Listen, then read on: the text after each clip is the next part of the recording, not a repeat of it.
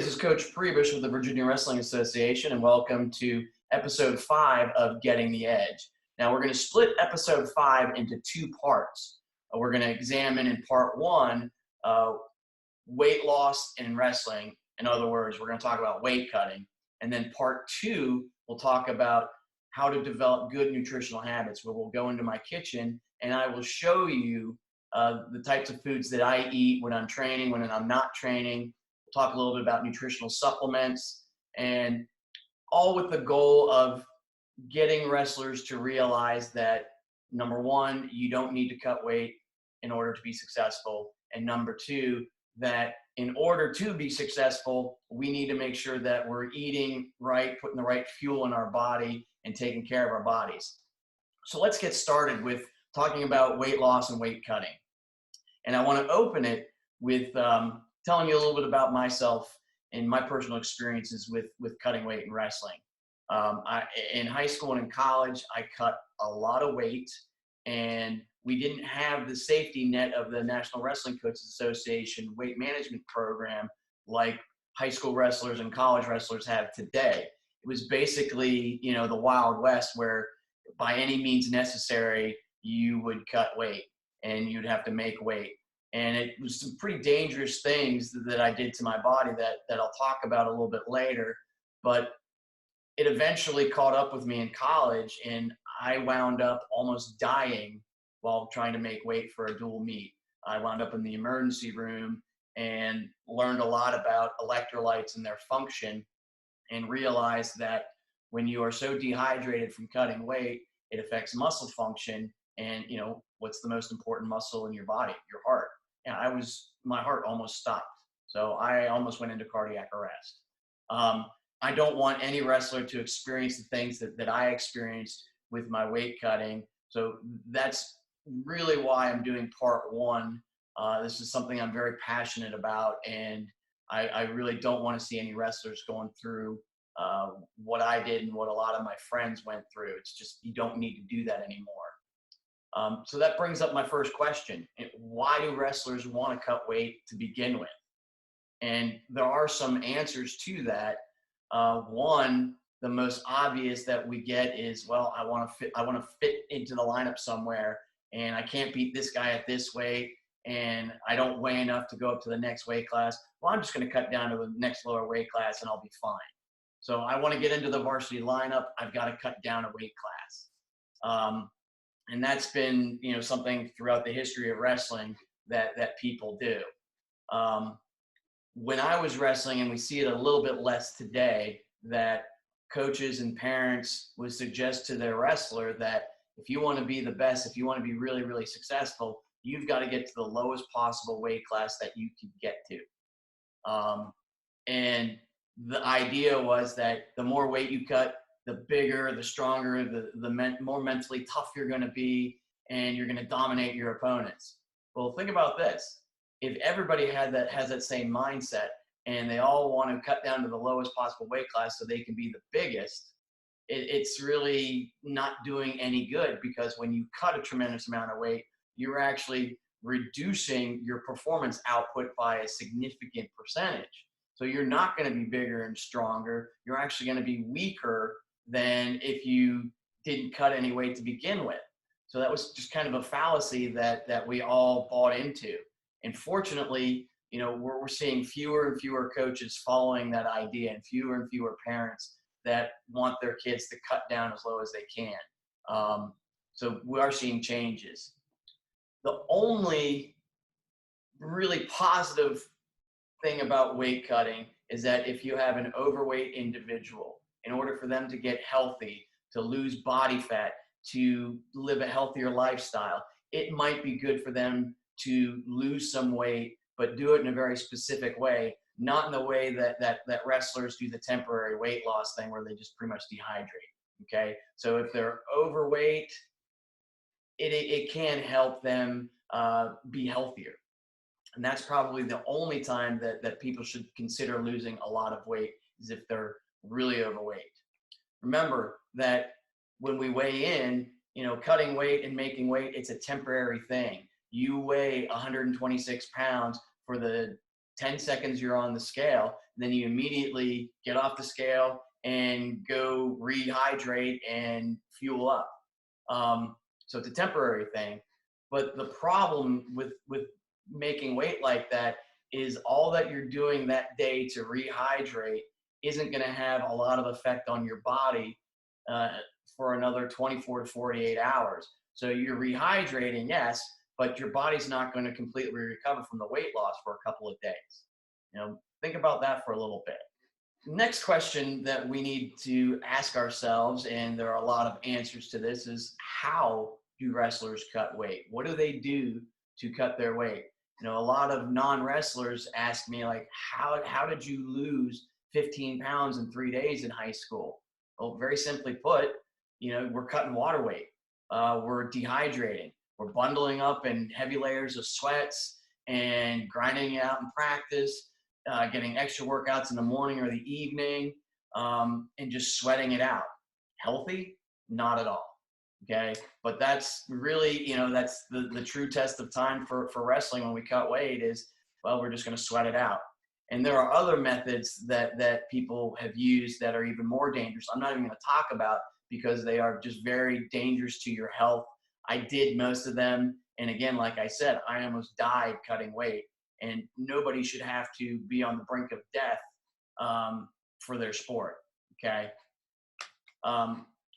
We spend the time in practice worrying about how much weight we're going to lose instead of getting better. So our focus is in the wrong place. But really simply put, we cut weight by trying to dehydrate. And it's definitely not healthy because there are consequences. And that's my next question. What are the consequences of cutting weight the wrong way, cutting weight in general? For starters, it's going to reduce your performance. Being as little as 1 to 3% dehydrated can reduce your optimal performance by at least 5 to 10%. And going back into my own experience, I was probably double that. So probably like 6 or 7% dehydrated or more. And I would say that on a consistent basis, my optimal performance level was about 50 or 60%. And, we didn't wrestle 50 matches in a season like we do today. I had like 35 or 36 matches going into the state tournament. So we wrestled a lot less. So for us to win 100 matches was a pretty big deal. And, competing at 50% of my maximum output, I won almost 100 matches in my high school career at that reduced performance level. That's crazy. Okay. You'll notice that wrestlers that are cutting a significant amount of weight tend to gas out and get really tired early in matches because they're dehydrated, their muscles are weak from not eating, and there's just nothing in the gas tank. My issue was, like, in the off season, I stayed fit. I ran all the time. I lifted. I stayed in really good shape and could run, a 10K in less than 40 minutes. But in the second period of a match after a weight cut, I felt like I was going to pass out. Felt really weak because there's just nothing in the gas tank. Another issue I touched on was reduced muscle function. You're going to get cramps.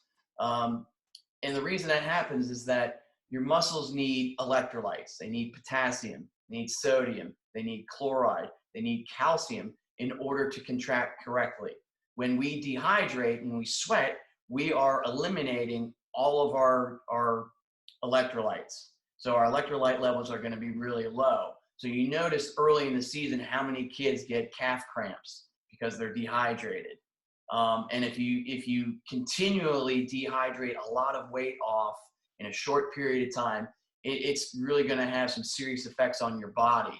Namely, your heart. That's the most important muscle in your body. If your electrolytes are significantly low, it can cause damage to your heart and invariably cause it to stop beating, which was the case with me in college, that the doctor said I was about an hour or two away from cardiac arrest. That's some pretty serious stuff from being dehydrated. So something that you do not want to do. Other things over time, you can have kidney damage. your major organs stop functioning. Also, if you're dehydrating a lot of weight, sweat is the way that our body cools itself down when it's overheated. Okay, so if you're dehydrated, your body cannot regulate its own temperature. So essentially, it's like a car that overheats. It stops working. I've experienced heat exhaustion, heat stroke, and in some of the cases in the late 90s, the wrestlers that lost their lives cutting weight was because their body could not regulate their body temperature and they overheated. So that's something that's very dangerous and something that we don't want to do. Okay. So we've talked about some of the dangers and the consequences of cutting weight. What should we do instead of cutting weight? And you don't need to cut weight to be a successful wrestler. We do not stress weight cutting at St. Christopher's. We focus on getting better in the practice room, being in superb condition, being stronger, and that does not require a ton of weight cutting. But there are going to be wrestlers throughout the state and throughout the country that are going to want to lose weight. So we need to talk about how we can manage our weight and be successful with any kind of weight management program. And it should be something that you do year round, okay?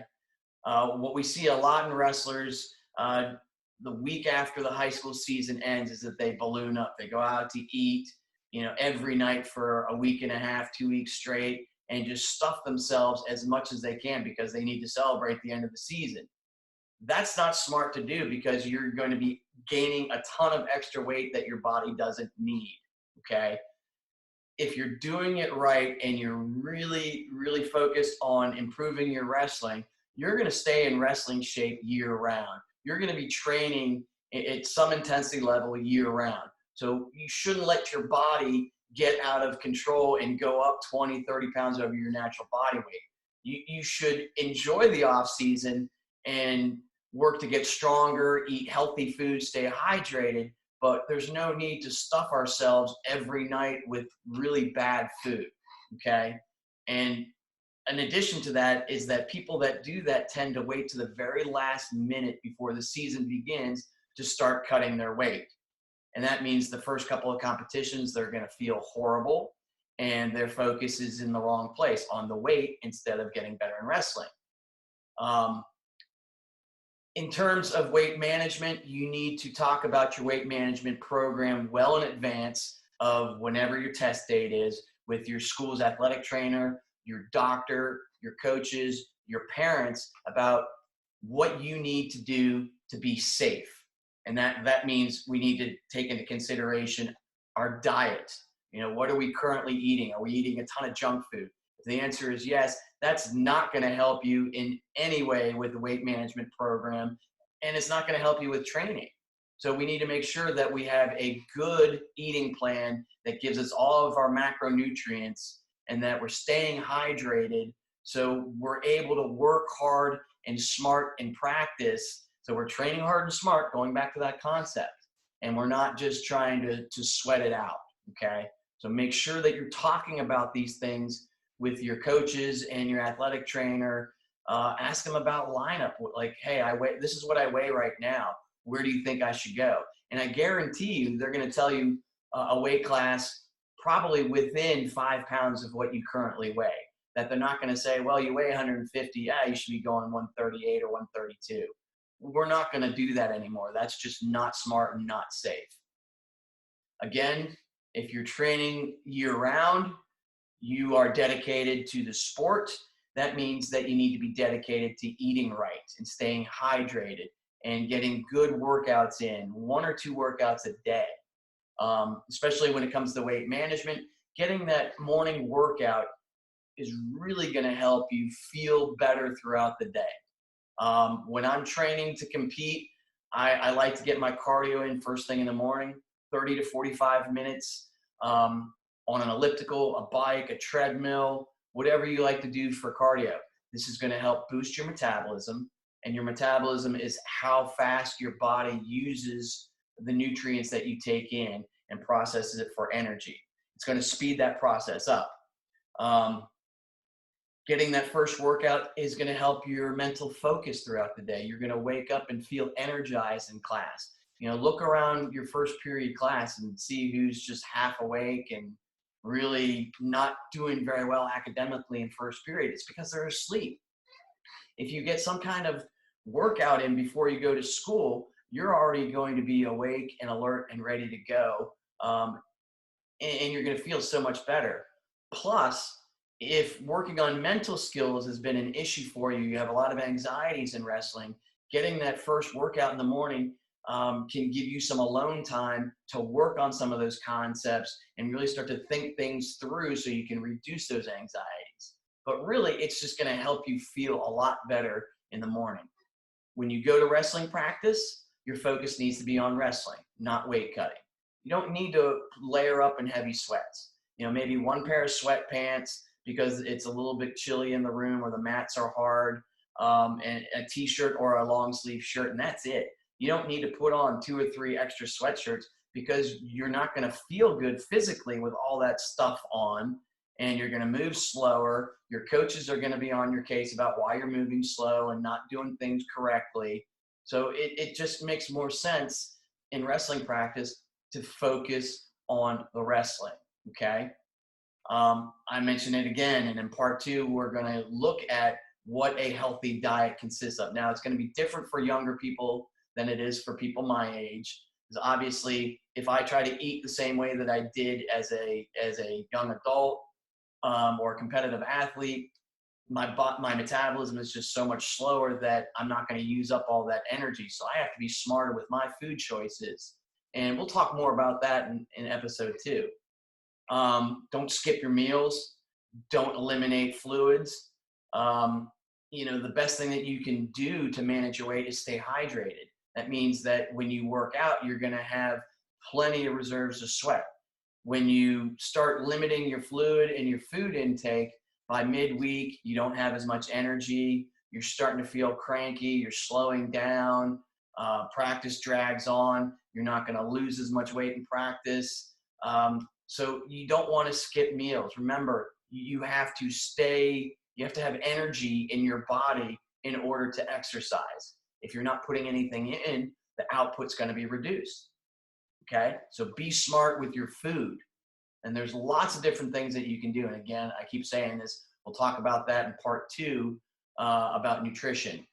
After you compete, the urge is going to be there on Sunday to get together with your teammates and go out and have a meal and binge.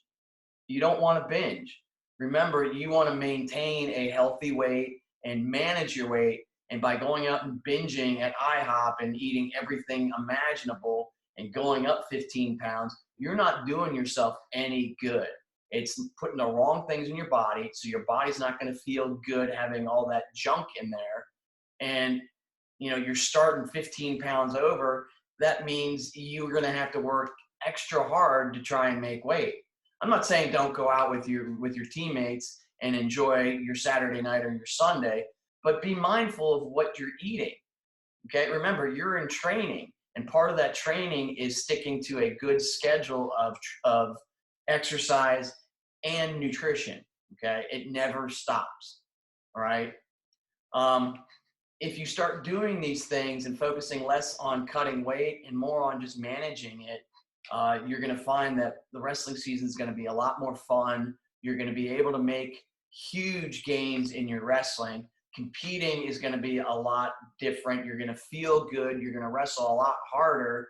And by the end of the season, when those guys that are cutting a ton of weight are starting to drag and just not enjoy what they're doing anymore, they'll find reasons to lose a match so that they don't have to make weight the next week. If you're not doing that, if you're not cutting weight and you're just managing what you weigh, you're going to go into that postseason fresh, ready to go, and ready to make that next step on the podium.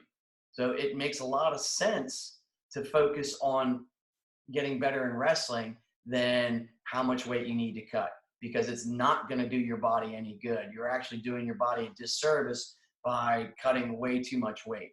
And you're probably going to do it the wrong way, meaning your body is going to be weak and you're not going to compete well.